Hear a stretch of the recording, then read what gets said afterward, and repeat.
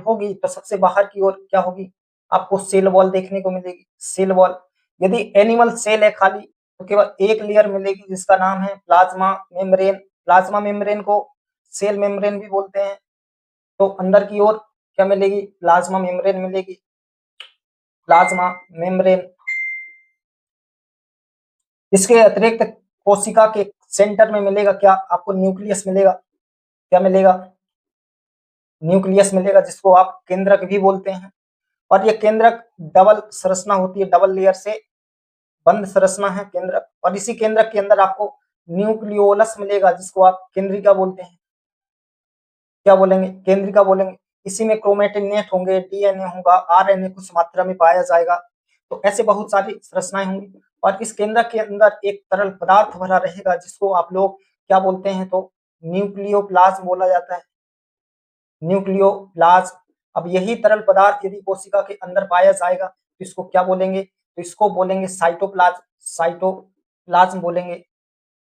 याद रखेंगे, फ्लूइड जो कि कोशिका के अंदर है तो उसको साइटोप्लाज्म, और यही फ्लूइड या तरल पदार्थ जो केंद्रक के अंदर होगा तो उसको न्यूक्लियोप्लाज्म बोला जाएगा।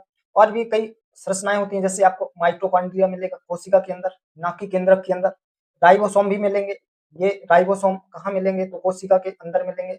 इसके अतिरिक्त आपको लाइसोसोम भी देखने को मिलेंगे, लाइसोसोम, ये वही लाइसोसोम है जो कोशिका की आत्मघाती थैली कहा जाता है। इसके अतिरिक्त आपको केंद्रक से लगे हुए रफ एंडोप्लाज्मिक रेटिकुलम मिलेंगे। क्या मिलेंगे, रफ एंडोप्लाज्मिक रेटिकुलम। कैसे हैं ये, तो ये रफ है। रफ क्यों बोल रहे हैं इसको, क्योंकि इसके ऊपर डॉट डॉट के फॉर्म में राइबोसोम लगे हुए मिलेंगे।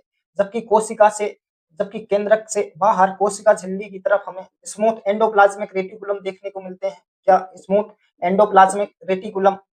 और देखिए स्ट्रक्चर में तो हमें वैक्यूल मिलेगा, यदि प्लांट सेल है तो वैक्यूल पाई जाएगी, वैक्यूल पाई जाएगी। और सेंट्रियोल भी देखने को मिलेगा, क्या, सेंट्रियोल भी पाया जाएगा, इसी कोशिका के अंदर पाया जाएगा। और क्या बचा है, तो तर्कु भी मिलेंगे, तर्कु जो कोशिका विभाजन में सहायता करते हैं, तर्कु। और भी बहुत सारे सेल ऑर्गन होंगे।